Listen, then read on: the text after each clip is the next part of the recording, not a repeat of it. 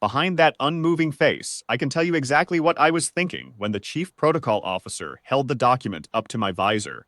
I was thinking, the seal is wrong. Not that I said so. You don't say so. You stand your post, you receive the paper, you read it once, slowly, because haste is its own concession, and you say the only thing the regulations allow you to say. I said it. And the morning came apart from there. Let me give you the picture first. Keldrath Palace on a delegation morning is a different animal than Keldrath on an ordinary day. The processional forecourt, the long pale stone apron that runs from the Aldenmere gate to the grand vestibule steps, fills early. Functionaries in dark coats arrive in clusters. Press photographers stake their ground along the cordoned lane. The household staff moves in the quick, quiet way they move when something official is about to happen. Heads down, folders tucked, the particular haste of people who know that the machine they serve is already in motion and will not pause for them. The Keldrath 1st Regiment holds the Aldenmere Gate on state visit mornings. 2 guardsmen, rifle to shoulder, white gloves, the full dress, the red wool tunic, the brass-buttoned front, the tall bearskin that adds 7 inches you don't need and feels, on a cold autumn morning, like a very dignified form of discomfort. I had been at that post for 1 hour and 40 minutes. My relief was due in 2 hours and 20. The delegation from the Principality of Valdrin was due in 45 minutes. They arrived in 30, 14 of them. The lead car was long and black and moved with the slowness of something accustomed to traffic stopping for it.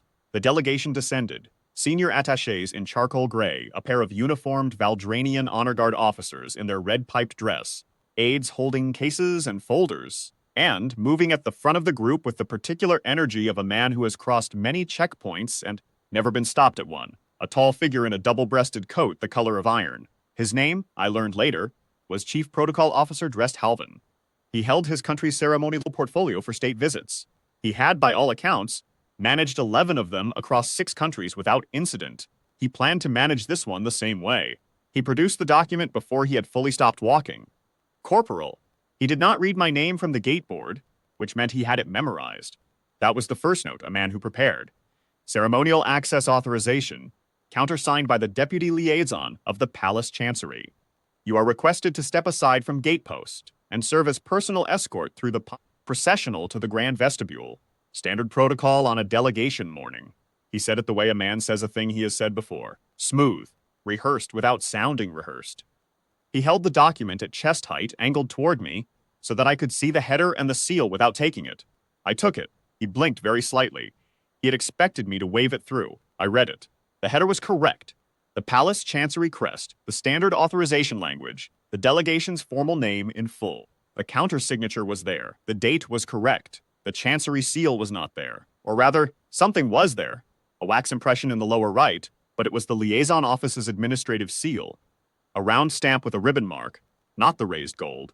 Chancery verification seal that standing orders required on any ceremonial access document that reassigned a post-duty guardsman. There is a difference between the two. I knew the difference. I had been briefed on the difference at the start of every delegation morning for 2 years. I handed the document back. Sir, I said, I'm unable to comply with this authorization. The Chancery verification seal is absent. I'm requesting the duty officer. He stared at me for a moment that was almost appreciative. Then he smiled, and it was not a warm smile. Corporal, I have managed state visits in 6 countries. This document was prepared by the Deputy Liaison's own office at 8 o'clock this morning. If there is a clerical discrepancy, it will be resolved at the Chancery desk inside. What I need from you is... Sir, I said again, same register, same volume. The duty officer has been requested. I'm not able to comply with this authorization in the interim. He stopped. He looked at me the way men of his type look at things that are not behaving correctly, with the expression of someone reviewing a process that should already be complete. Behind him, the 14 members of his delegation had arranged themselves in the loose, patient way of people who expected this delay to last approximately 30 seconds. It did not last 30 seconds. The Valdranian attaché, a broad man named, I was later told, Commodore Pyers Alt, came forward. He wore 4 ribbons above his breast pocket and carried himself with the weight of someone who has given orders and received salutes for long enough that he has stopped distinguishing between the two. Guardsman, he said, not corporal. You are obstructing a diplomatic delegation during a state visit. I am invoking the right of passage under the bilateral ceremonial access agreement. Lower your rifle and step aside. I want to say something about that moment, because it is the moment people ask about most. I was not unaware of the weight of what he was invoking. The bilateral ceremonial access agreement is real. The rite of passage is real. If properly invoked, with the correct documentation, it does what he said it does. And I was a corporal. He was a commodore. There were 14 people behind him, and a press lane with photographers not 30 feet away. And somewhere inside the palace, a state visit was being prepared that involved people of far greater consequence than either of us. The easy thing, the comfortable thing, the thing that would have resolved the morning quickly and without incident, was to step aside. I thought about it for exactly as long as it took me to look at his eyes and understand that he knew I was thinking about it. I kept my rifle at the shoulder.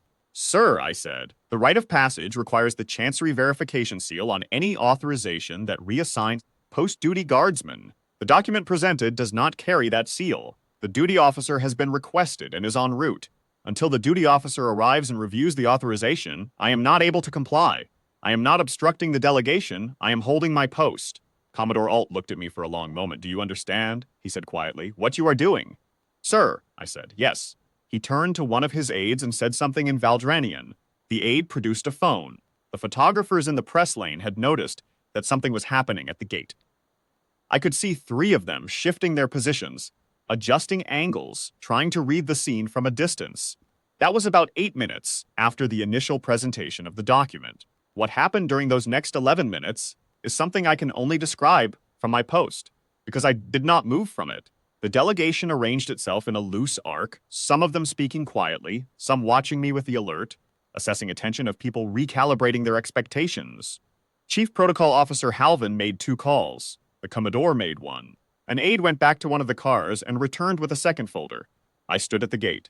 A morning like that has a particular quality of silence around the man holding the line.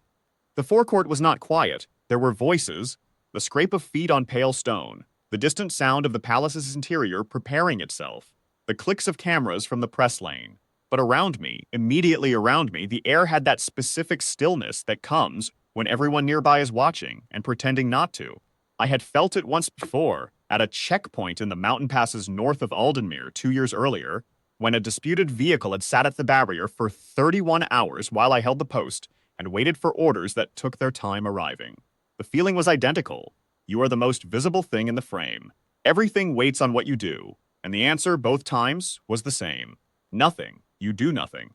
You hold. The duty officer arrived at 19 minutes. Lieutenant Karras, young, composed, moving at the particular pace of someone who has received an urgent message and is managing the urge to run. He came to my position, received the delegation's document, reviewed it, and asked the delegation's aide 3 questions. Short questions. The aide answered the third one with a slight hesitation that I noticed and the lieutenant noticed. And I suspect Chief Protocol Officer Halvin noticed as well. Then the constable of the guard came through the Aldenmere gate from the palace side. He was not alone. Colonel Rhys Aldane, officer commanding Keldrath 1st Regiment, walked 2 steps behind the constable. The colonel was not in ceremony dress. He was in service uniform, plain and correct, and he moved the way he always moved, without hurry, without performance, with the particular unhurried pace that ranks above performance. He stopped beside Lieutenant Karras. He took the document. He looked at it for approximately 4 seconds.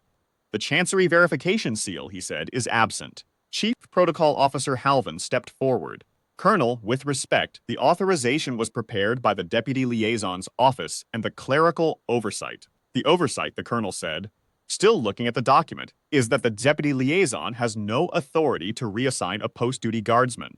The Chancery verification seal is required because the Chancery alone has that authority. This document was prepared incorrectly. It does not authorize a reassignment. He handed the document back, not to Halvin, to Lieutenant Karras, which was correct procedure. Commodore Alt said, "Colonel, we have a state visit beginning in." "I'm aware of the schedule," the colonel said. "The delegation is welcome to proceed through the Aldenmere Gate on the standard ceremonial entry protocol, which requires no reassignment of post-duty personnel. What you were attempting to accomplish with this document is a different matter, and we will address it after the visit through the Chancery office." The Commodore looked at Halvin. Halvin looked at the colonel for a moment, the look of a man who has run this kind of pressure for long enough to recognize when the wall he has found is actually a wall. Then he nodded once and turned to his delegation. They rearranged themselves for the standard entry. It took 3 minutes. They passed through the Aldenmere Gate in the correct order, behind the palace liaison officer, who met them on the interior side, without a personal escort from the gate post. Without me. The colonel paused as he turned to go back through. He stopped beside me for a moment, and he said, not quietly, not loudly, at the register he used for everything. Corporal Vane. Correct. That was all. He went back through the gate. The forecourt settled. The press lane buzzed with the kind of low, curious energy that means something happened, and no one is entirely sure what. The photographers lowered their cameras with the expressions of people who got something, but aren't sure yet what it is worth. I adjusted my rifle. I set my eyes forward. The processional forecourt at Keldrath on a delegation morning is a different animal. I said that at the start, and it's true. Something is always moving, always adjusting, always recalibrating around the occasion of the day. The machine is large, and the parts are many, and the schedule is unforgiving. The gate post is not part of the machine. The gate post is the point at which the machine stops, presents its credentials, and waits. A document arrived at my post that morning with a wax impression where a gold seal should have been. A chief protocol officer held it up with the confidence of someone who had held papers at 6 countries' gates and walked through every time. A commodore invoked a bilateral agreement with the weight of 4 ribbons behind it, 14 witnesses, a press lane, a state schedule bearing down, and a very easy path to compliance. I thought about that checkpoint in the mountain passes. I thought about 31 hours and the weight of a barrier arm and orders that would come when they came. And I thought, the seal is wrong. There is a reason the verification seal exists. It exists because a document can be correct in every detail except the one that matters. And the detail that matters is authority. The question of who, precisely, has the right to ask a man to leave his post. The answer to that question does not change because the man doing the asking wears 4 ribbons. It does not change because 14 people are watching. It does not change because a schedule is running and an occasion is waiting, and the morning is cold, and it would be very easy in all of that to simply step aside. A seal either is or is not there. My relief arrived 2 hours and 19 minutes later, as scheduled. I passed the gate to him, reported the duty log, and walked back through the forecourt without stopping to look at the spot where the delegation had stood. That is the thing about a post. The ground does not remember. The stone is the same stone. The pale forecourt of Keldrath is the pale forecourt of Keldrath, and tomorrow there will be another morning, and another occasion, and another document presented at the gate. It will either carry the right seal or it will not, and someone will be standing there to read it.